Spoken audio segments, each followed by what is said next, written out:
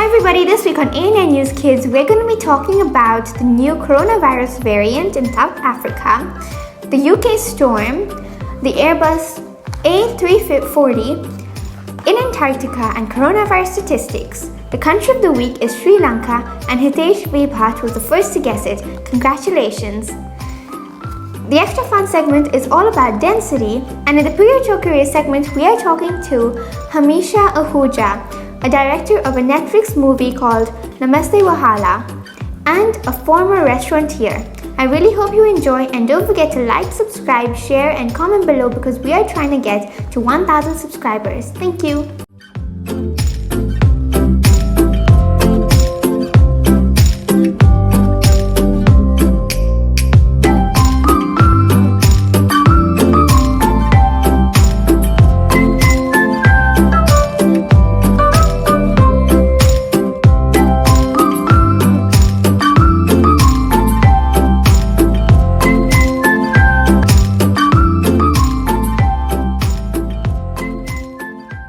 The new coronavirus variant was discovered in South Africa on Friday. It's called Omicron, and it's possibly more dangerous and more transmittable.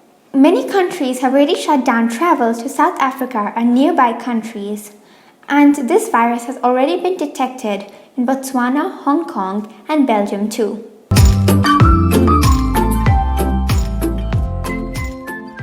A terrible storm in the UK led to 80,000 people losing power and 2 people dying.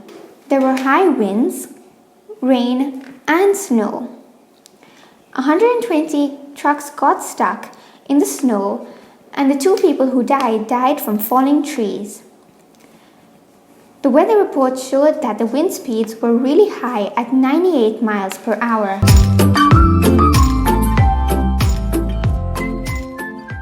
The first Airbus A340 plane landed in Antarctica. It took off from South Africa at the beginning of November. Highfly, a boutique aviation company, was following it behind. And the flights took about 5 hours in total. The crew only spent 3 hours in Antarctica.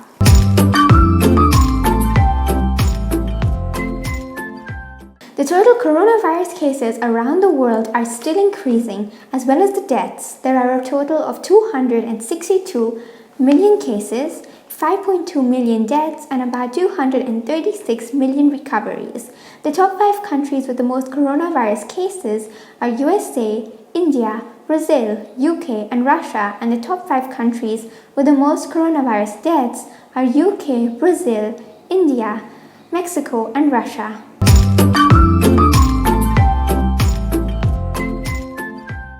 Hi everybody, for the 38th Period Your Career edition, we are going to be talking to Hamisha Ahuja, who is a director of the Namaste Wahala film on Netflix. It's an amazing film and you should watch it. She's currently living in Nigeria and she used to own a restaurant. I really hope you enjoy and learn a lot from her.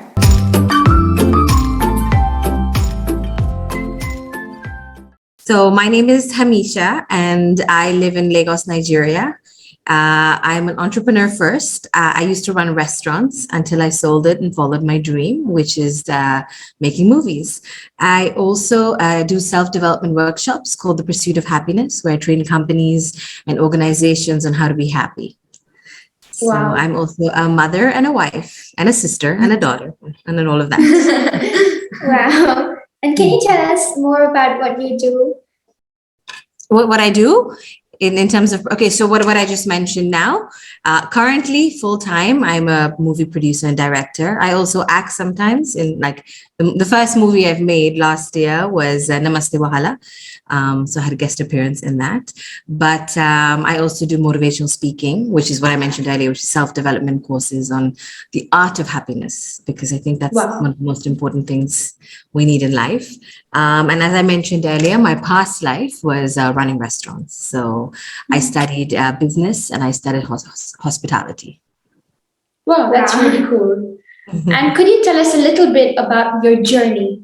So especially from going as a restaurateur to making movies? So the transition, a bit more about that. Transition. So because I studied hospitality, I mean, part of my dream at that point was to open a restaurant. So I came to Lagos and I opened a cafe. And as to how we grew, I opened a food court outlet. And then we also opened in the American school here, the canteen. So it was growing the business. But then I realized that this is not something that I wanted to do all the time. It got a lot more. I mean, so I entered the industry more out of the passion for hospitality. And it got a little bit difficult because we had a lot of issues that came up. And so I felt like it was going away from the core of what I had gone into it for, which was the passion. And so I decided, at this point, I need to look for something else, but I didn't want to close the restaurant down. So I looked for a partner. And while I was looking for a partner, because it was such a viable business and it made sense to continue running it, I started these self-development courses. And in these courses, I actually started learning what my true dream was because I was teaching it. One of the biggest things I teach in my Pursuit of Happiness class is go after your biggest dream. It doesn't matter how big it is. And at that point, if you asked me that I'd be here today, I would have never believed it. I would have never thought that, oh my God, I want to make movies or I want to be in the industry. When I was running a restaurant, that it would even be an option. But as and how I started conducting these courses, not only did I attract the perfect partner for my business, so I sold the restaurant to these partners. I'm on the board, I'm a shareholder, but I don't have to run it. So it was the ideal situation.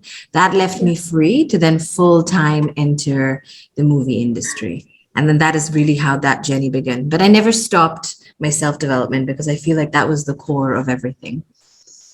Wow. And what do you enjoy the most about producing movies and directing them? So for me, it's still very new, and that's what I enjoy. I love it because I'm learning so much. With everything else that I've done in life, I went to sort of school. I went to university or I studied. But movie making is the only thing I haven't studied. And so when I entered it and I made my first movie, I had decided that instead of going to school, I'm going to use making a movie as my school, because I feel like when you do something and you get your hands dirty, that's the best way to learn. Even with the restaurant industry, as much as I went to Switzerland and studied hospitality, I don't even think I used like 10%. Sorry, not that education is definitely good. I used my business degree and things, but what I learned out of really running that restaurant, I can't compare. So with the movie, it was not only, again, my biggest dream, but it was such a learning curve. It's just, beautiful. There's creative mixed with business. It was a mix of everything. And you get to sort of infiltrate lots of little things. Like I'll give you an example. My self-development course, The Pursuit of Happiness, is in my movie. My restaurant is in my movie. My family is in my movie. So you get to, sort of be creative and enjoy it as well as make something for the world. Wow. And could you tell us a little bit about Namaste Wahala? Sure. So Namaste Wahala, as I mentioned, is my maiden project.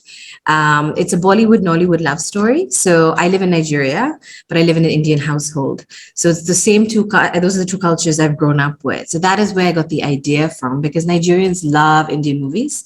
Shah Rukh Khan, Amitabh Bachchan are household names here. Everybody knows them. So just thought to try this. It was a bit of a risk. It was something to try that, hey, why don't we merge the two cultures and make a Nollywood movie, but infiltrate some of the Bollywood in it. So I brought in a few actors from India. We put in some Indian music. We did the typical dance and, run around trees like the 90s style Bollywood. And then that's the movie. So it's a love story. It's a happy love story. I wanted it to be, funny enough, I didn't expect it to release on Netflix. It was meant to go to cinema. But because COVID happened, it became even bigger than it was meant to be. I guess the message was meant to spread. But I was happy that spread because it was just a feel-good movie. At that point, I feel with COVID, we needed that. You don't have to think too much. Of course, I have a lot of messages in there, like female empowerment, doing the right thing, being happy. But at the same time, you could also just switch off and just enjoy the fun of it. Yeah, the movie is very, very nice. Yeah, it was amazing. Thank you. Thank you so much. What is your advice to kids? So I mean, what I guess I said earlier, I definitely think it's important to study. It's important to get a formal education because, in this day and age, a degree and getting something, that you've learned in a proper school is great. But I also feel like it'd be great to sort of try and like what you guys are doing right now, just experiencing things, get an internship, go and help somewhere. If there's a movie set, maybe in Mauritius next year, come and volunteer, So things like that it's important to learn real life skills as much as it is in school. And really, really, really go after your dreams. Because I tell people, I went after my dreams much later on in life, and I had a Netflix original on my hands. I would have never thought that. Wow. Thank you so much for your time today. It was wonderful listening to you. Yeah, your journey was amazing and your advice too. Thank you. And thank you for doing this. I think it's wonderful what you guys are doing. Thank you so much. Have a great day. Okay. Perfect. Thank you so much. You're welcome. Bye. Thank you so much. Bye-bye. Bye.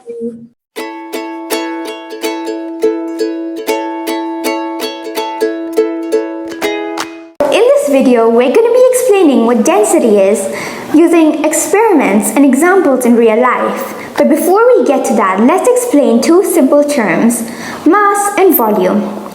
Mass is the amount of matter in an object or substance, and volume is the amount of space an object or substance takes up. Now that we've explained those two terms, we can explain what density is. Density is how much space an object takes up in relation to its mass. It's basically the amount of matter per unit of volume. Its SI unit is kilograms per cubic meter, and its formula is very simple, just mass divided by volume. Now we're going to be doing an experiment to explain the concept of density using 4 different liquids with 4 different densities. The first liquid is sugar syrup, the second liquid is some dishwashing soap, the third one is colored water, and the final one is cooking oil. We're also going to be using a cup and some spoons for this experiment. So here are all the materials that we're going to be using for this experiment. First, we're going to put the sugar syrup and pour it slowly into the cup. Then we're going to add the dishwashing soap and do the same on top of the sugar syrup. After that, we'll be putting the colored water, and finally, we will be putting the cooking oil. The final result should look like this. After this experiment, we can differentiate all 4 different liquids. As you go from top to bottom, the layers become more and more dense, preventing them from mixing together. As we saw in the experiment earlier, different liquids with different densities separate from one another. What are some other examples of density in real life? Oil spills. As you now know, oil is less dense than water, which means it separates from water and floats above it. When an oil spill takes place, the oil stays above the water and spreads faster.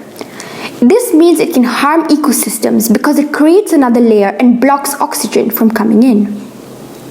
However, it is also much easier to clean up just because both water and oil do not mix. Another example of density used in real life is a hot air balloon. Hot air rises, which means when we heat the air inside a hot air balloon, it becomes lighter than the cold air outside. This causes a hot air balloon to float upwards. However, when we cool down the air inside the balloon, it starts coming down. Density is how compact the mass in a substance is, and it is the measure of mass per unit of volume. It's important because it allows us to determine if a substance will float or sink in a given liquid. It plays an important role in our lives too. I really hope you enjoyed our video and learned something new. Thank you.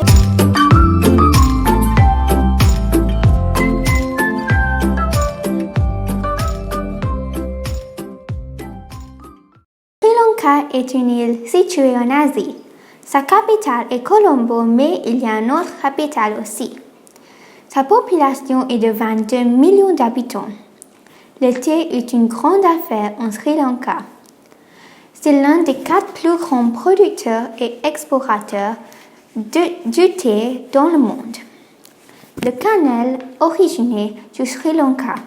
C'est la première fois qu'il était découvert était en Égypte, mais il a originé de Sri Lanka et Sri Lanka est toujours le plus grand explorateur de cannelle dans le monde.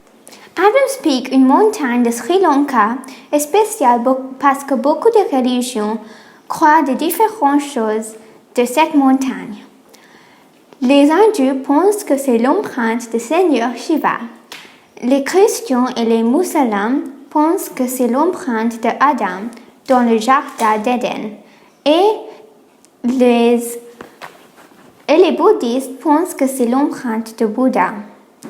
Le drapeau de Sri Lanka représente toutes les religions, donc c'est très spécial aussi. C'est le premier pays du monde d'avoir une femme pour le premier ministre. Elle s'appelle Sirimavo Bandaranaike. Le premier arbre planté par des humains est en Sri Lanka. C'est âgé 2300 années et ça s'appelle Sri Mahabodhya. Le sport national de Sri Lanka est le volley.